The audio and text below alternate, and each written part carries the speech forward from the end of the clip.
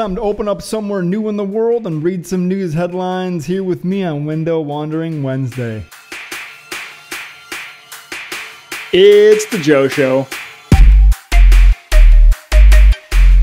It's the Joe Show! With me, Joe. On Wednesdays, I open up portals to around the world so we can see somewhere beyond our own backyard and read the news headlines. Let's find out what's happening this week and where we're gonna go. First window here is in Tel Aviv, Israel, Tomer's window. We got a nice overview of construction site. Thanks, Tomer. Big old yellow crane here. I do like that in the far background there is a hot air balloon just kind of chilling above the city. I wonder if that's just like a like a used car lot, and that's just actually an advertising tool to get people to come buy used cars over here in Israel. It looks like there's a nice little neighborhood on the right hand side fighting against the industrialization of the city on the left hand side. So but there is a McDonald's. As you can see, there is a red sign that says McDonald's this way. So we all know that this nice urban place has a great McDonald's location, probably with some Wi-Fi. Gotta go get that McCafe, fight against the Starbucks with some salty fries and that latte from the McCafe. I also like that there's some birds resting in this crane. But let's find out some headlines, read what's going on, and discover something new and interesting today. First thing up, I used to live in Phoenix, Arizona, and we got a story out of Phoenix. It says Waymo's robo-taxi service opens to the public in Phoenix. Waymo is a self-driving car company, and it relaunched its fully automated robo-taxi ride-hailing service in Phoenix. The service will offer rides in unattended minivans to people within a 100 square mile radius of Phoenix. This is actually super important, and I think it's a great testing ground for Waymo. Having lived in Phoenix for a good majority of my life, I can tell you, one, the public transportation there sucks horribly, and two, it's a very spread out city. So the fact that the public transportation is really bad means that if you live in Phoenix, if you don't have a car, you're pretty much screwed, because it's too hot to bike, it's too hot to walk, and you can't stand outside waiting for the bus in 120 degree weather, in 40 degrees Celsius weather. It's just not going to happen. It's way too damn hot in Phoenix. So I think this is really interesting that they have launched in Phoenix. It's a much needed service within Phoenix. I actually have a couple viewers here who still live in Phoenix, and I'd be interested to hear if they have taken a ride in the Waymo taxi minivan, whatever it is, unattended minivan. Let me know in the comments if you've been in a Waymo unattended minivan, how it was, and what it felt like having no driver in a self-driving car. I think that's rad. So Phoenix friends, let me know. Grab a new window here. Doing this rapid fire today, eh? James's window over in London, UK. So we've got a nice window here looking over some sort of stadium, it seems like. Kind of went into like an Australian accent, huh? Nice glass windows, and we have some bicyclists out here in this park, some people walking around enjoying the nice sunny day outside. Looks like a nice place, and definitely must be on the city outskirts of wherever this is, because there's no skyline whatsoever. It's just highway and some sort of stadium or amphitheater. Next up, we've got Alphabet and SoftBank. Alphabet, the parent company of Google, and SoftBank, the bank behind the legendary Vision Fund, which funded such great corrupt businesses like WeWork and Zoom Pizza. Together, they recently announced that they successfully ran a stable LTE connection from a solar-powered drone that was 62,000 feet high in the air. The connection was used to make an international video call between Japan and the US. Alphabet's Loon provided the communications payload, while SoftBank's HAPS Mobile built the aircraft. The Sun Glider is an enormous solar-powered drone designed to fly for months at a time. It looks like a single massive wing powered by 10 propellers. A short video showing the test flight is available in this article. We got to see this. Let's click on this article and see what we got here.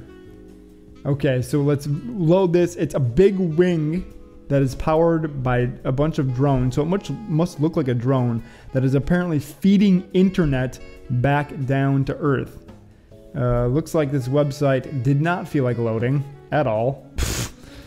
Oh wait, here it is. We got a picture of it. Cool. That's all we need. So yeah, it looks like, it doesn't look like, I guess it kind of does look like a wing of an airplane that's just made out of solar panels and then has a bunch of propellers just keeping it in the air. I wonder if it's actually just going in a circle or if it's just floating there. But yeah, so I guess this thing is providing internet, and they tested a successful LTE call between Japan and the US. That is some amazing cell service coverage. Man, would that be amazing if you could get cell service coverage like that, because right now, cell service coverage, I still struggle with all the time. Like, I can't get full bars anywhere. And if Japan and the US can make this glider LTE network, that would be interesting. But at the same time, we have 5G coming, and I don't think it uses an LTE network like this. It uses something else. But then we got to keep the LTE network running for all the people that don't have 5G, so I get it. Super interesting, though. That's what it looks like. Looks like the bottom of a shoe floating in the air via propellers. Let's go back to the window. So, yeah, I think it's great. Although I'm curious with 5G coming down the pipeline, what exactly it means for this LTE network. On other, internet news, a Native American tribe in the USA gets early access to SpaceX's Starlink and says, man, it's fast. I don't know if they said it like that or if they were like, oh yeah, this is fast the internet. I don't even know what that was. That was so bad. I wish I could edit that out, but on Wednesdays we don't edit anything. The whole tribe, a Native American tribe in Washington state, recently tweeted that it had received access to SpaceX's Starlink network. Based on the state's coast, residents previously had astonishing slow internet speeds, but now the community can access remote learning and healthcare. Starlink is capable of delivering 100 megabytes per second download speeds at a latency below 30 milliseconds. That is extremely fast. It's currently unavailable to the public, but Elon Musk says that the company plans to start trials soon for residents based in the northern US and possibly southern Canada. I like that, this discriminated race of people, the Native Americans who lived in this land before Christopher Columbus came and conquered it, before the Pilgrims came and gave them malaria-infested blankets or whatever it was, are finally getting some comeuppance here. They get to try out fast internet first. The irony is they're living in the future while we are all still stuck in the past on Starlink's super fast internet. I mean, the casinos are one thing, but having access to information is a whole nother ball game. Fast internet access is pretty much the benchmark by which you can consider something a first world country at this point. And the Native Americans getting it first in the US, I think, is a nice tip of the hat from our buddy Elon Musk and Starlink. Let's grab another window here. See you later, London. Grab a new window. Oh, back to London. We got Stepney, London. This is Richard's window. We've got a nice little backyard here with some plants. Looks like, I don't even know what, one of those windows is extremely dirty in the left-hand side, in the middle. Like, look at that. What is going on with that window? It's entirely too dirty.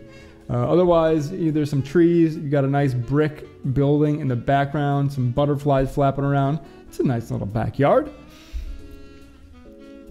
Grabbing another headline here. The iPhone 12 pricing is out. If you're interested in the iPhone 12, it's coming out soon. Twilio set to acquire a cloud data startup segment for $3.2 billion. If you're not aware of Twilio, it's a provider of voice over IP services, VoIP services, and it is a very, very large company that you don't hear too much about, but I think is a very important company and holds a lot of technology that really powers services you wouldn't even think about. Currently, Twilio trades at a market cap of over $45 billion. And as I mentioned, it provides a communications infrastructure that allows businesses to communicate with customers through text messages, voice, and video calls. The back end of a lot of businesses are calls and messages, text messages, and even voice and video chat. So Twilio is a big player in that segment, and they have an API that's incredible. I've worked with Twilio in the past, always had a really positive experience with Twilio. I would even invest in the company because I think they are pretty great. I'm sure that their stock market also went up on the announcement of this acquisition of Segment. I guess adding some sort of cloud data and analysis to all of their cloud VoIP services. Also this week, the Nobel Prize was announced, and Andrea Ghez won the Nobel Prize for an experiment that nobody thought would work. What did Andrea do? Andrea Ghez was the winner of the 2020 Nobel Prize in Physics. For the last 25 years, she has focused almost exclusively on Sagittarius A, a supermassive black hole with a mass of 4 million suns that resides at the center of the Milky Way galaxy. 4 million suns? The mass of 4 million suns? We have one sun, and this thing is the mass of 4 million of those suns? Whew! The universe is incredible, dude. Ghez accomplished her research by modifying and using existing equipment in novel ways. The rapid turnaround from the engineers who modified the tools for her research was one of the main reasons why Ghez had success. Oh my god, a cat is just creeping by on the top of that fence. I love it. We just got ADHD'd so hard. Yeah, cat looking at us. Thanks for just totally distracting us. See ya. Let's regroup here. So Ghez accomplished her research by modifying and using existing equipment in novel ways. The rapid turnaround from the engineers who modified the tools for her research was part of the reason why she was so successful.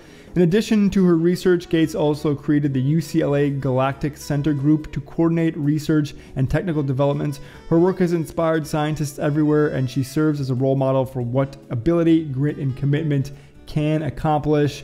Over 25 years, getting the Nobel Prize in Physics for her work focusing on Sagittarius A, a black hole with 4 million suns mass inside of it. Man, that is incredible. I wonder what she actually did, though. The blurb in the article didn't actually say what she did, but congratulations to Andrea Ghez for her Nobel Prize. Don't know what the experiment was, but it sounds like she was doing really interesting things in kind of like an agile way. So in startups, we always talk about the agile startup, where you are rapidly prototype testing and rapidly pivoting and talking to your customers to make the thing that your customers actually want. And it sounds like Andrea Ghez was kind of applying a similar theory to her experimentation in physics, rapidly making new equipment and prototyping new tools that nobody else was doing. That's pretty rad. And speaking of this cat over here that just came by, the U.S. Army trials augmented reality goggles for dogs. The U.S. Army has unveiled augmented reality goggles designed for combat dogs to let them receive orders at a distance. Soldiers usually direct their dogs using hand signals or laser pointers, which require the handler to be close by. Using the AR goggles, the dogs can be directed via visual indicators by the handler, and they can see what the dog sees through remote video feed. That's pretty incredible. So now we're giving AR to dogs even before we're really using AR. They're getting these dope AR goggles.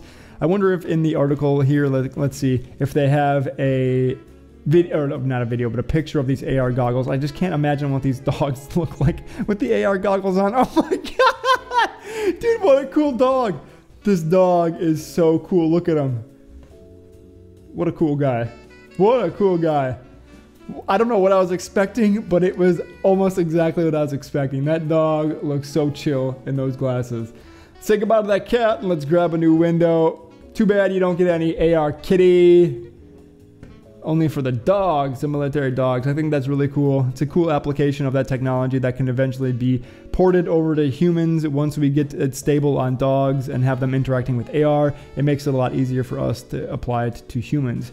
Here we've got Vancouver, Canada, Riza's window. Super green, very nice from a top floor. Looks like a second story or a third story window looking down at her backyard. We've got a nice mix of like pine trees and fir trees. And then normal coniferous trees. Nice little backyard with some flowers in it, nice pink flowers. Let's grab some headlines from today to probably end this out.